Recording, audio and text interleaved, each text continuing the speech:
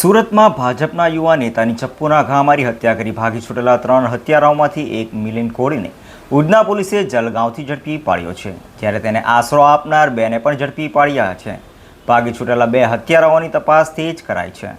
સુરતમાં ગુનાખોરી વધી રહી હોય અને થોડા દિવસ પહેલા જ ઉધનામાં ભાજપના યુવા નેતા જય દલાલની ચપ્પુના ઘા ઝીકી ઘાતકી હત્યા કરાઈ હોય, જેને લઈ ઉધના પોલીસે ત્વરિત તપાસ હાથ ધરી હતી અને 4 દિવસની તપાસ બાદ ઉધના પોલીસે ઉધના વિસ્તારમાં ભારતીય જનતા પાર્ટીના યુવા નેતા જય દલાલની ઘાતકી હત્યા કેસમાં સફળતા હાથ લાગી છે.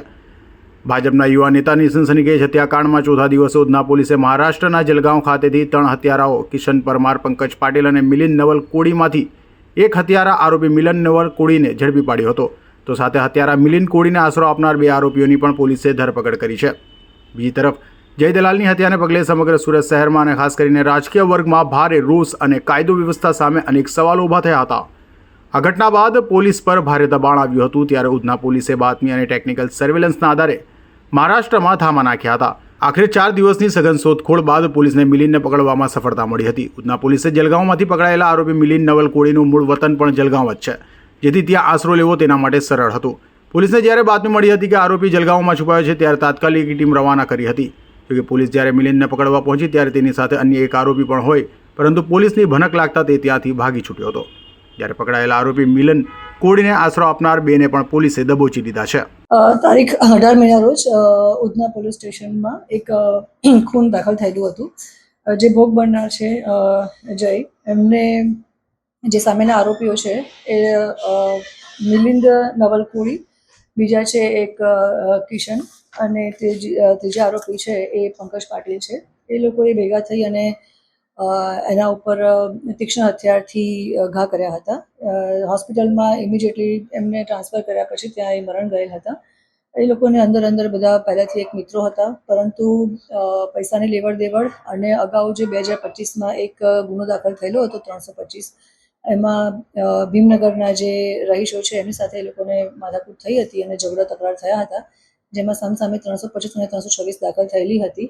એ બાબતે જે આ આરોપી છે કિશન અને પંકજ અને મિલિંદ, એ લોકો પર જે પાસા થયેલી હતી એ બાબતની અદાવત રાખી હતી. પોતાના મિત્ર હોવા છતાં જયે પોતે કેમ અમારા ઉપર પાસા કરાવી અને અમારા ઉપર ફરિયાદ કરાવી, એ બાબતની અદાવત રાખી અને આ લોકોને અંદર ઘણા વખતથી ખટરાક ચાલતો હતો અને મોકાનો લાભ લઈ અને એ લોકોએ જે મરણ જનાર છે એના ઉપર તીક્ષ્ણ હથિયાર વડે હુમલો કરતા જયનું મરણ ગયેલ હતા અને એ બાબતે ખૂનની ફરિયાદ દાખલ થયેલી છે ઉધના પોલીસ સ્ટેશન વિસ્તારમાં.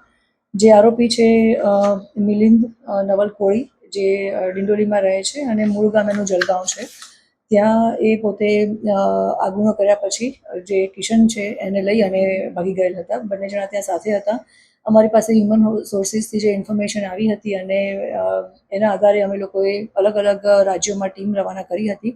આશરે અમે 7 ટીમ રવાના કરેલી હતી, જેમાં જે આ જલગાંવની ટીમ હતી એક વખત ત્યાં જઈને પાછી પણ આવેલ હતી. ફરી પાછી અમને હ્યુમન સોર્સિસથી ઇન્ફોર્મેશન મળતા અમે ટીમ રવાના કરી હતી અને અમને આ સફળતા મળી છે, જેમાં મિલિંદ નવલ કોળી છે એને અમે એરેસ્ટ કરેલ છે અને જે મારવામાં મદદગારી કરેલ હતી એવા જે 2 આરોપી છે કે જેનું નામ છે શુભમ જ્ઞાનેશ્વર પાટીલ, જે ડિંડોલી ખાતે રહે છે, અને બીજા છે રોહિત ગૌતમ સોનવણે, એની પણ મદદગારીમાં રોલ છે. એને પણ અમે 2 જણને અટક કર્યા છે અને બંને મૂળ રહે ડિંડોલીના છે.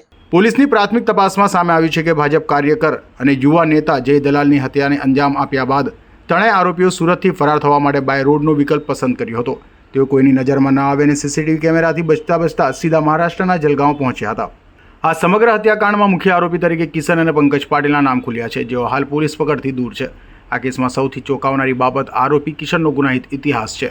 પોલીસ રેકોર્ડમાં ફરાર આરોપી કિશન એક રૂડો અને માથાભારે ગુનેગાર છે. તેની ઉપર ભૂતકાળમાં મારામારી, ધાકધમકી સહિત 18 જેટલા ગુના નોંધાયેલા છે. એટલું જ નહીં, કિશન વિરુદ્ધ અગાઉ પાસા પણ થઈ છે.